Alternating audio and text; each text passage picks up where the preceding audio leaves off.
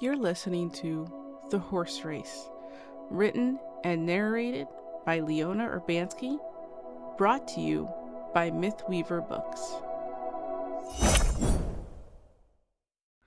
Lucy ran her fingers through her horse's mane, untangling the slight knots that had appeared since this morning when she combed it. Finishing with a pat on the neck, Lucy sat back and settled deeper into her seat. The mare dipped her head, rubbing her eye on her knee before looking up again, her ears flicking as she surveyed the other horses around her. Lucy glanced at her mother, who stood off to the side. The older woman nodded with a smile, encouraging her. It was a race, but this was supposed to be a friendly race. Lucy tried to smile back, but found it difficult. While this was supposed to be a friendly race, Georgina tended to negate that aspect of it. She leaned forward and patted Thunder on the neck again. The mare was young and untried in these competitions, but Lucy had faith that she would do well. She had to, as this was the last rideable horse in her family. There were a few young colts that had survived the illness, and some older horses, but Thunder was the only one sound enough and that had the stamina for this kind of race. It would last half a day, from the time the sun peeked over the horizon until it reached its peak at midday. There's no finish line, only a clear path to follow, and whoever ended up the furthest won the race and the right to represent the village later that month. Nudging Thunder sideways to avoid the exuberant antics of a colt nearby, Lucy watched the horizon nervously. Thunder was thankfully one of the horses that always stayed calm, no matter how their rider was feeling.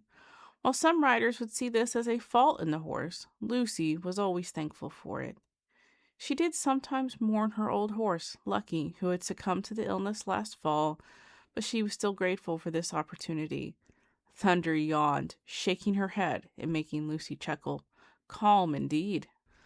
A whistle from the front caught all their attention, and 14 pairs of ears pricked towards it. Squeezing lightly with her calves, Lucy loosed Thunder's reins, allowing the mare to walk forward smartly. Thunder complied, picking up her feet as her curiosity finally got the better of her. The soft thunder of a small herd of horses rolled around her, and Lucy looked keenly to the horizon. The whistle was the precursor to the start, and to remind the riders to pay attention. There was no starting signal or wave to this race. The riders had to use their own judgment, and if they were wrong, they were disqualified. There were always a few that swore they saw the sun on the horizon, but were still disqualified for starting too soon. It was safer, in some minds, to wait until others went to make sure they weren't disqualified, but it was a fine line between letting others get a lead and then having to catch up. Lucy ignored the chaos around her as everyone jostled into a line to see the horizon better. It was a deep blue, lightening into an indigo now. In a minute, she thought, they would see the first bit of light. She practically jumped in the air as a horse exploded into motion to her right.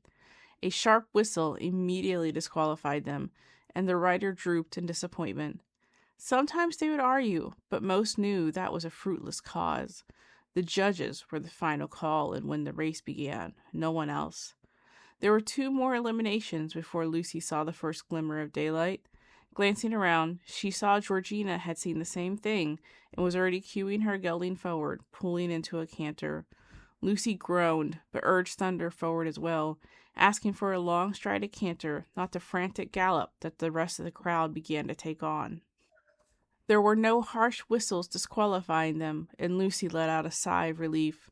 She refocused on Thunder, feeling the mare's steady stride. A few others had dropped back beside her, and 1 or 2 daring ones had dropped down to a trot to save their horses' stamina. It was a tricky balance, guessing how far the early leaders would be able to get before they lost their stamina, and either had to walk or were disqualified for pushing their horses too hard. Lucy had faith that Thunder would be able to keep up this pace for a good distance before she had to drop for a break. The goal was to keep this place in the line until near midday, then go all out and pass as many as she could. Placing first in this field was a long shot, but she had to try. Representing her village would give her the prestige she and her family needed to keep going over the winter without pulling on the village's already strained resources. Shaking her head, she pushed those thoughts from her mind. She needed to focus. The sun had been going steadily across the sky and had hit mid-morning. Lucy and Thunder walked easily, with a long, loose stride and her reins slack in her hands. Some sweat darkened her coat, and Lucy could feel the trickle of her own sweat running down her back. Leaning forward, she stroked Thunder's neck, then eyed her breathing. Glancing at the sky and the other horses around her, Lucy took a deep breath. Cueing Thunder up into another canter, she pushed her a little harder now. Coming up on the main herd of horses that were currently in a canter, Lucy leaned forward slightly, asking Thunder to extend her stride even more. Her long legs ate up the ground, and the 3-beat gait pounding through Lucy's body made her blood rise. Ever so slightly, she continued to lengthen the mare's stride, keeping her just shy of a gallop, and Thunder responded. That was one of the silver linings of only having the one riding horse. Lucy had spent a lot of time with her, and she was exceptionally well trained. Slowly but steadily, Thunder began catching up and passing the other horses in the pack. A few of the riders eyed Lucy as she passed, but no one really challenged her until the end. A few of the front runners brought their horses up and kept pace with her. Lucy didn't push Thunder any harder, not yet anyway. The mare was keeping a steady pace, and Lucy didn't want to risk a stumble. Eventually the pack slowly dropped off as they took a break until only Lucy and a few of the front runners kept their lead. Reluctantly, Lucy pulled Thunder back down to a walk and let the others pass her. They didn't go very far, just enough to keep their lead before resuming their walk. Lucy looked ahead, gauging how many horses were ahead of her. There were enough that she was slightly worried. Sliding her hand along Thunder's neck, she took a deep breath and looked at the sun. It was getting close. She could see other riders doing the same thing, gauging the height of the sun and how many riders were ahead of them. Taking a deep breath, she decided to go for it. Leaning forward, she wrapped Thunder's mane around her hand. The mare's ears pricked, recognizing the signal. Within moments, Lucy pressed her calves and heels to Thunder's side, and the mare lifted effortlessly into a full gallop. She lengthened her stride, running almost flat to the ground as she reached out. Lucy felt her braided hair lift behind her as Thunder shot forward. This was their secret. Thunder's ability to go so fast that she almost flew. Lucy half expected wings to sprout from her shoulders with the speed they got to. Thunder was normally so complacent, so easygoing, that no one ever expected this burst of great speed. They blew past the few leaders of the pack, and Lucy hunkered down, trying to stay light on the mare's back and out of her way. Thunder was true to her name, pounding past the leader of the pack and already drawing on the front runners. Lucy could see they were relaxed, doing a slow jog just to keep ahead.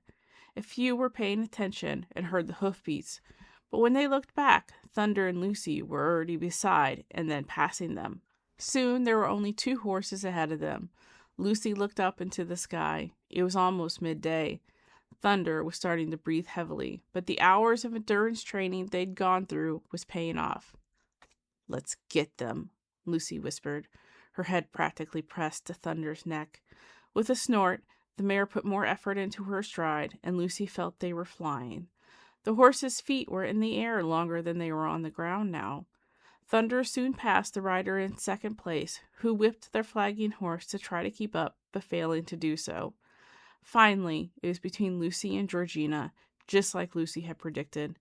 Georgina had already heard Thunder coming up behind her and had put her gelding into a full canter. Thunder blew hard as she pushed forward, soon reaching Georgina, and they were side by side. Georgina looked at her, at Thunder pushing hard. Lucy glanced back as Thunder and the gelding drew head to head. Georgina seemed to hesitate a moment. Then, suddenly, she drew back. It was barely noticeable, a tiny shift in her weight, but Lucy saw it. Thunder drew ahead, and Lucy looked up. The sun was officially at midday height. With a gentle hand, she brought Thunder to a halt. The mare snorted, but obeyed. Lucy slid off her back and thrust her flag into the ground before putting a hand on Thunder's neck and began walking with her. She didn't dare look at Georgina, not sure what the other girl had been up to with throwing the race the way she did, but she still couldn't stop the big smile that crept across her face. They had done it. They'd won, and had qualified to represent the village in the county-wide race next month. The judges soon came and confirmed her win, as well as approving her handling of Thunder. By the time they came, Thunder was breathing normally, and as cool as she could be in the hot weather. They placed the wreath of wildflowers on Lucy's head and declared her the winner. Mounting back up on Thunder, Lucy glanced once more at Georgina, wondering, but the other girl just winked at her before setting her gelding into a steady trot back towards home. That is the end of The Horse Race, written by Leona Urbansky, narrated by Leona Urbansky, brought to you by Mythweaver Books.